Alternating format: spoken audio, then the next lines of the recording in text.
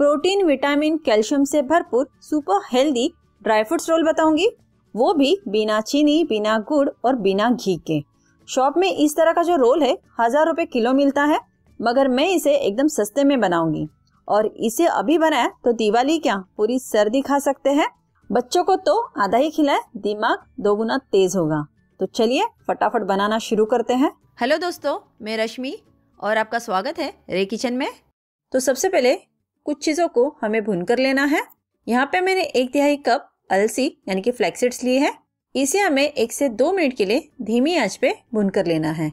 बाकी dry fruits के मुकाबले ये ज़्यादा महंगा भी नहीं होता है, लगभग 200 रुपया किलो मिलता है। मैं तो इसे हर रोज़ 1 छोटा चम्मच खाती ही हूँ। ऐसे तो मार्केट में भुनी हुई अलसी भी मिलती है।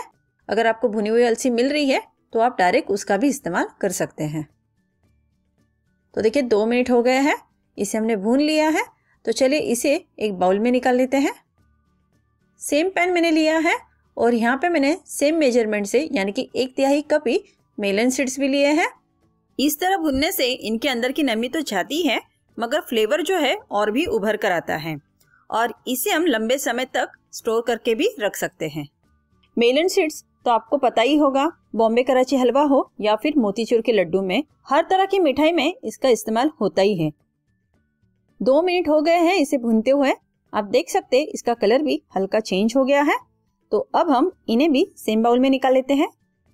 इसी तरह से मैंने यहाँ पे 1/3 कप पंपकिन सीड्स लिए हैं। मेरा अलग अलग भुनने का इंटेंशन ये था कि आपको हर एक चीज की खासियत पता चले कि उसके अंदर क्या होता है, क्यों हम इस्तेमाल कर रहे हैं।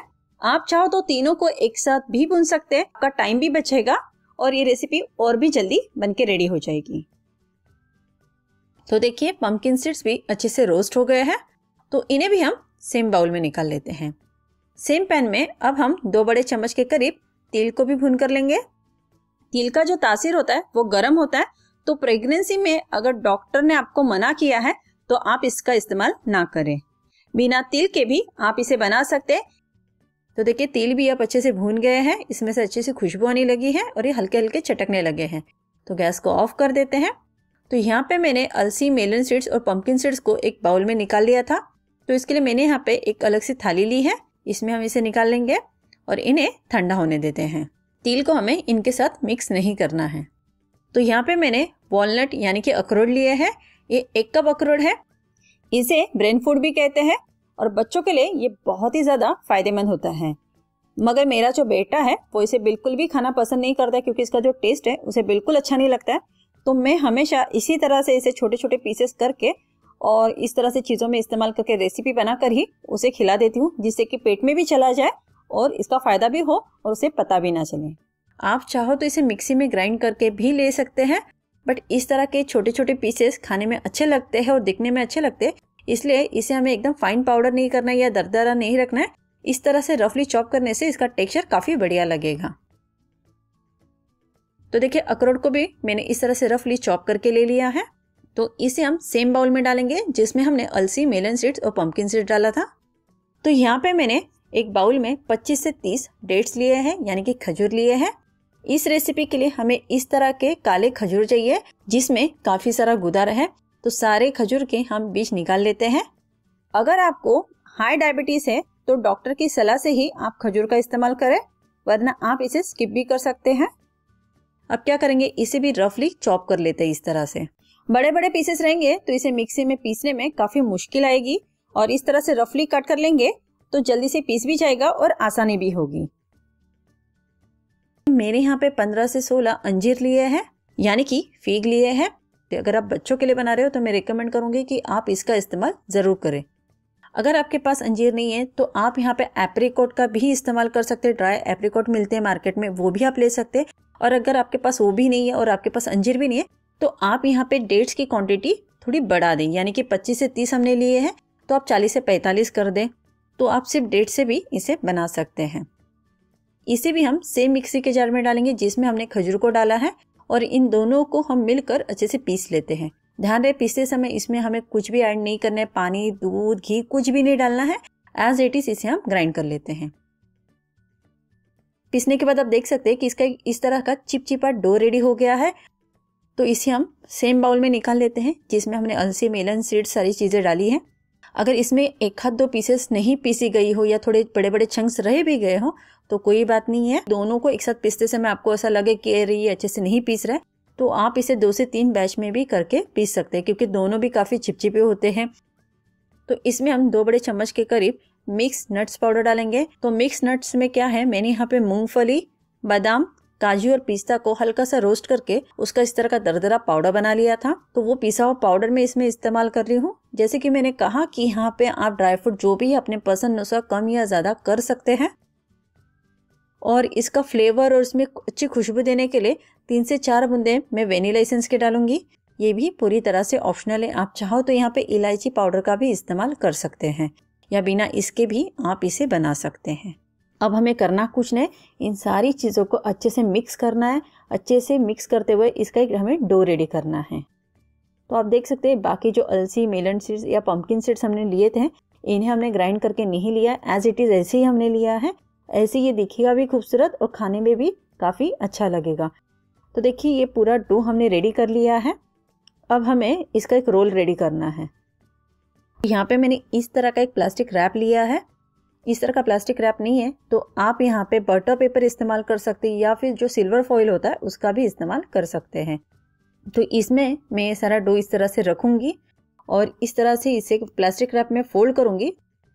अच्छे से रोल करते हुए लंबा करना है।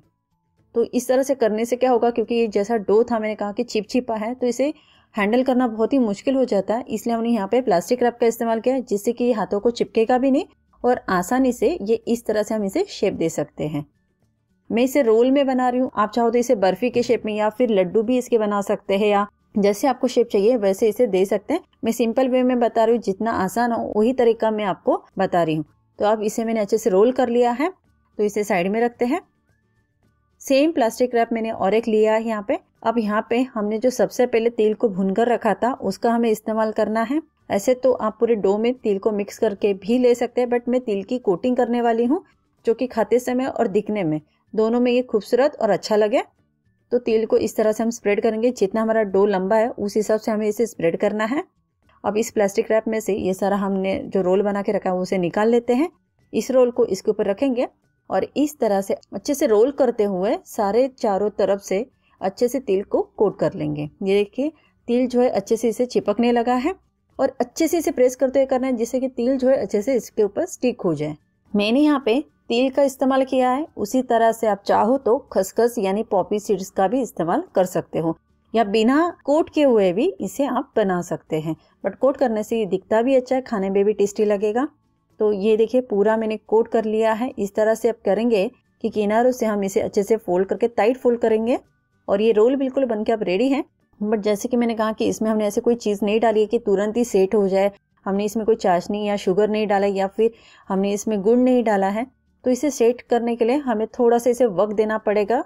तो इसके लिए हम क्या करेंगे, इसे हम फ्रिज में 2 घंटे के लिए इसी तरह से रख देंगे जिससे कि ये अच्छे से सेट हो जाएगा, थोड़ा सा जम जाएगा।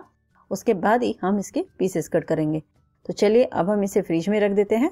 ध्यान रखें हमें फ्रिज में रखना है, इसे फ्रीज़र में नहीं रखना है। तो चलिए 2 घंटे के लिए वेट कर लेते हैं। ऐसे तो आप इसे ओवरनाइट भी रख सकते हैं, बट कम से कम आप इसे 2 घंटे के लिए ज़रूर रखें। आप देख सकते हैं अभी ये अच्छे से सेट हो गया है। तो इसका जो रैपर है इसे सबसे पहले निकाल लेते हैं। इसने अपना शेप भी अच्छे से पकड़ लिया है और तिल भी अच्छे से चिपक गए हैं। अब हम इसके पीसेस कट कर लेंगे। और अगर आपने मेरे चैनल को अब तक सब्सक्राइब नहीं किया है तो सब्सक्राइब करें और बेल आइकन को प्रेस करना ना भूलें। आप इसके अंदर का टेक्सचर देखिए कितना परफेक्ट लग रहा है ना। नॉर्मल फ्रिज में रखें, जब भी खाने का मन करे 15 मिनट पहले निकालें जिससे कि नॉर्मल हो जाए वो। ऐसे तो आप इसे बाहर भी रख के खा सकते हैं। ये 1 महीना तक बाहर आराम से रहेगा, बट इसे और ज़्यादा लंबे समय तक आपको स्टोर करना है तो आप इसे फ्रिज में रखें। ये इतना हेल्दी है और प्रोटीन से भरपूर है तो इसे आप एवरीडे 1 ही पीस खाएं, इससे ज़्यादा ना खाएं और बच्चों को तो आधा ही दें, क्योंकि हमने जो सारे ड्राई फ्रूट्स इस्तेमाल किए सबकी तासीर जो है वो गर्म होती है, तो इसलिए 1 ही पीस खाना बेटर रहेगा। अगर आपको मेरी ये रेसिपी इंटरेस्टिंग लगी है तो मुझे लाइक और सब्सक्राइब करके सपोर्ट ज़रूर करें और अपने दोस्तों में इस रेसिपी को शेयर करना ना भूलें।